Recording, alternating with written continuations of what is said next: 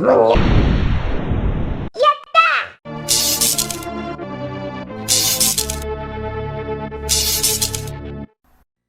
Hello everybody. Well, looks like we finally made it. The pinnacle and point of Bomberman. And on my birthday no less. Save the applause for later as I finally cover Bomberman Act Zero. Oh dear. But before that, however, I feel it is important to see how...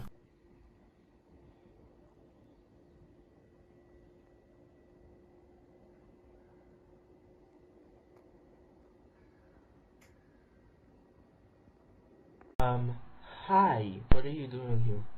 What am I doing here? I'm supposed to be the one to review Bomberman Act Zero, not you. Oh, come on, man. You get to do it all the time. Well, what about the quick reviews? Don't you handle that one? You took over. Or that Mario movie review? You did that too. And aren't you supposed to be making a bonus show? On second thought, you can continue the review while I... Okay, back to what I was saying. Before we can even talk about the game, we need to go back to how it all went down during development.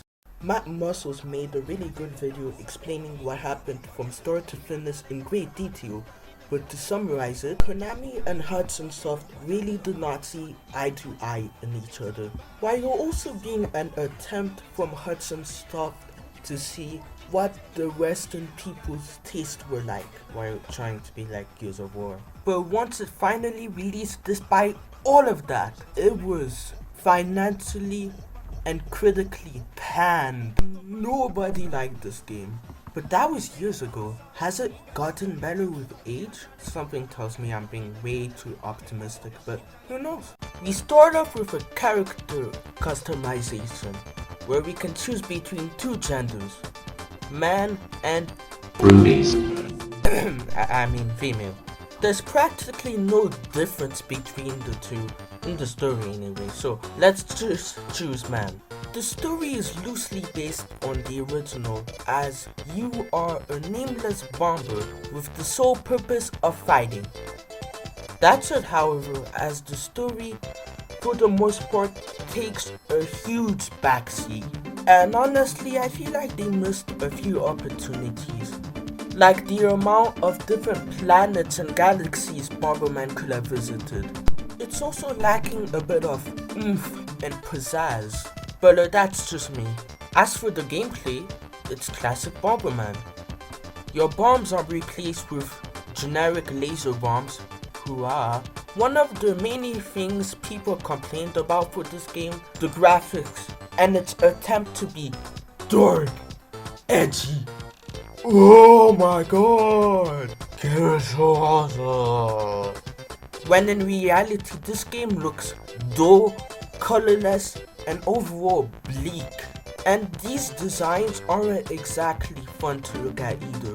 And I get they were inspired by the cover for the first game, but what kind of lame excuse is that? In this game, they give you two camera options. Standard, which is pretty much how the 2D games look, over the head camera, and a new third person one that is for some reason labeled as first person bomber.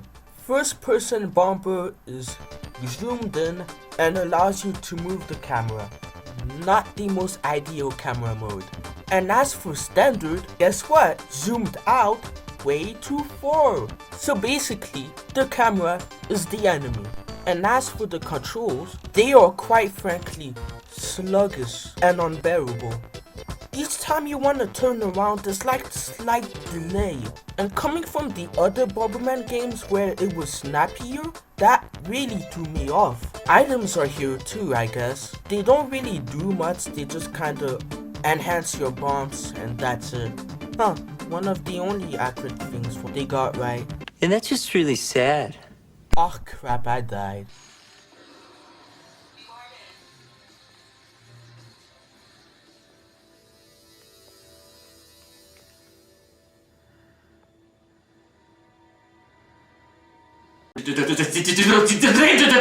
Let me get this straight.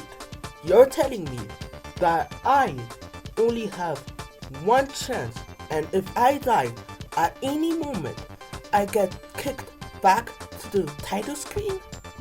In the first person mode, you actually get a health bar, but in the standard mode, it's basically like traditional Bomberman. One hit and you're gone. Why couldn't they just do what they did for first person mode? Also for standard mode. That could have been a good change that benefited for this game. But no. So there's only one enemy type, and it's a CPU controlled Bomberman. And they are pretty random in terms of behavior. Let's talk about the music itself. I have a confession to make. This music that you're hearing isn't from this game, but from Bomberman Land to Church. Because honestly, this game contains some of the most boring music ever.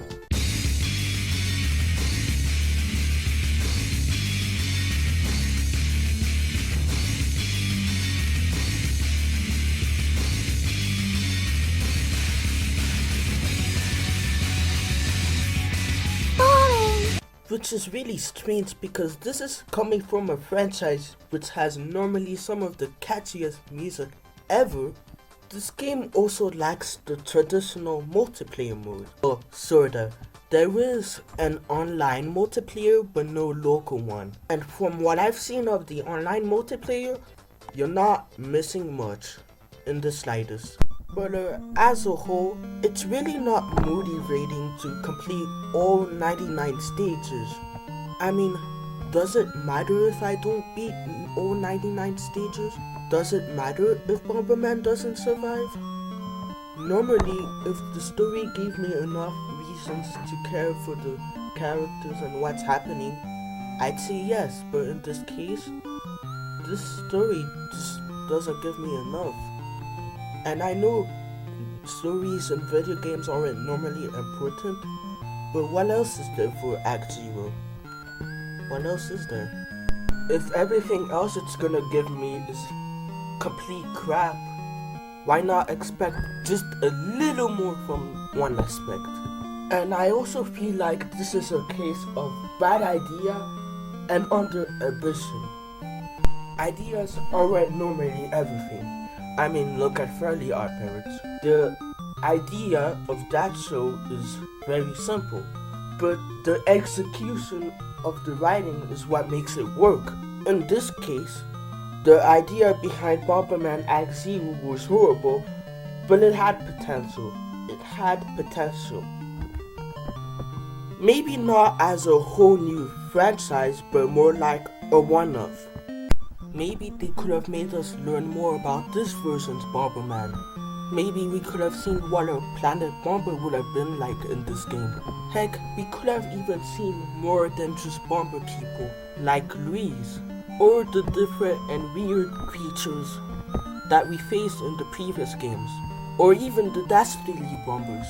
It may not be surprising that I ended up disliking this game, but I don't want to end this on a bad note. Ooh, I know.